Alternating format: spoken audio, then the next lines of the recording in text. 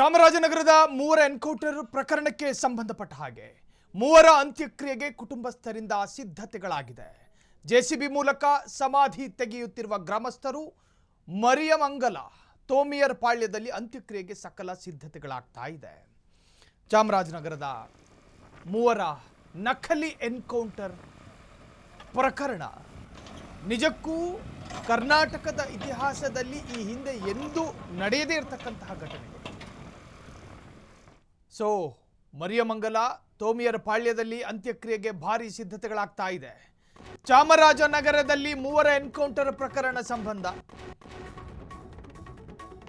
ಚಾಮರಾಜನಗರದಲ್ಲಿ ಮೂವರ ಎನ್ಕೌಂಟರ್ ವಿಚಾರಕ್ಕೆ ಸಂಬಂಧಪಟ್ಟ ಹಾಗೆ ಇವತ್ತು ಅಂತ್ಯಕ್ರಿಯೆಯ ಸಿದ್ಧತೆಗಳಾಗ್ತಾ ಇದೆ. ಅವರವರ ಧಾರ್ಮಿಕ ಕಟ್ಟುಪಾಡುಗಳ ಅನುಸಾರ ಅವರವರ ಧಾರ್ಮಿಕ ಕಟ್ಟಳೆಗಳ ಅನುಸಾರ ಇವತ್ತು ಅಂತ್ಯಕ್ರಿಯೆಗಳಾಗುತ್ತೆ. ಜೆಸಿಬಿ ಮೂಲಕ ಸಮಾಧಿ ತೆಗೆಯುತ್ತಿರುವ ಗ್ರಾಮಸ್ಥರು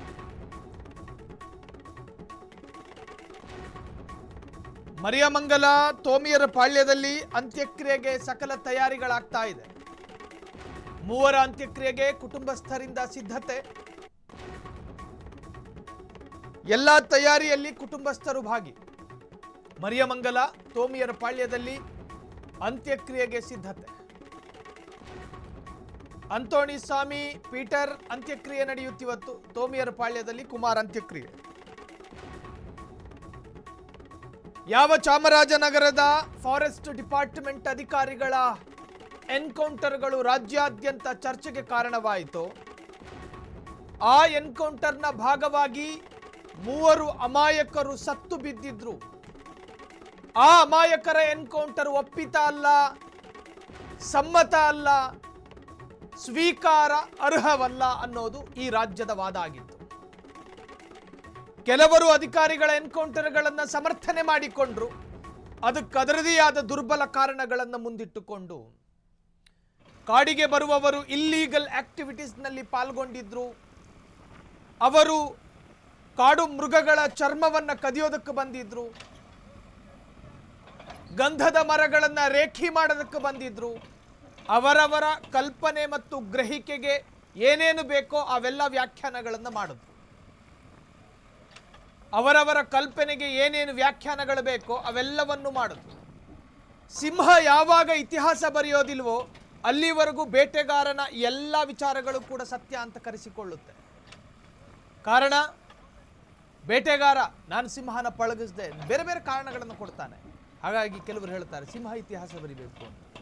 ಸೊ ಇಲ್ಲಿ ಫಾರೆಸ್ಟ್ ಅಧಿಕಾರಿಗಳು ಹೇಳಿದ್ದೇ ಸತ್ಯ. ಕಾರಣ, ಈ ವಿಚಾರದಲ್ಲಿ ಸಿಂಹ ಇತಿಹಾಸ ಬರೆದಿಲ್ಲ. ನಾವು ಹೋದ್ವಿ, ಅವರು ನಮ್ಮನ್ನು ಹಿಂಬಾಲಿಸಿದ್ರು, ನಮ್ಮ ಮೇಲೆ ಡೆಡ್ಲಿ ಅಟ್ಯಾಕ್ ಮಾಡೋದಕ್ಕೆ ಮುಂದಾದ್ರು. ಕೈಗಳಲ್ಲಿ ವೆಪನ್ ಇತ್ತು, ಶಸ್ತ್ರಾಸ್ತ್ರಗಳಿತ್ತು, ಆಯುಧಗಳಿತ್ತು. ನಮಗೆ ನಮ್ಮ ಜೀವದ ಮೇಲೆ ಭಯ ಆಯಿತು. ಹಾಗಾಗಿ ಸ್ಥಳವನ್ನು ನೋಡದೆ ಕಂಡು ಕಡೆ ಶೂಟ್ ಮಾಡಿದ್ವಿ. ಶೂಟ್ ಮಾಡಿದ ತಕ್ಷಣ ಮೂವರ ಹೆಣ ಬಿತ್ತು. Very simple. ಫಾರೆಸ್ಟ್ ಡಿಪಾರ್ಟ್ಮೆಂಟ್ ಈ ಘಳಿಗೆವರೆಗೂ ಕೂಡ ಕಟಕಟೆಯಲ್ಲಿ ನಿಂತಿದೆ. ಈಗಾಗಲೇ ಉನ್ನತ ತನಿಖೆಗೆ ಆದೇಶ ಕೊಡಲಾಗಿದೆ. ಆದರೆ ಆ ತನಿಖೆ ಮಾಡುವವರೆಲ್ಲರೂ ಬ್ಯೂರೋಕ್ರಸಿ ಆಗಿರೋದ್ರಿಂದ ಜನರಿಗೂ ಒಂದು ಸ್ವಲ್ಪ ಆತಂಕ.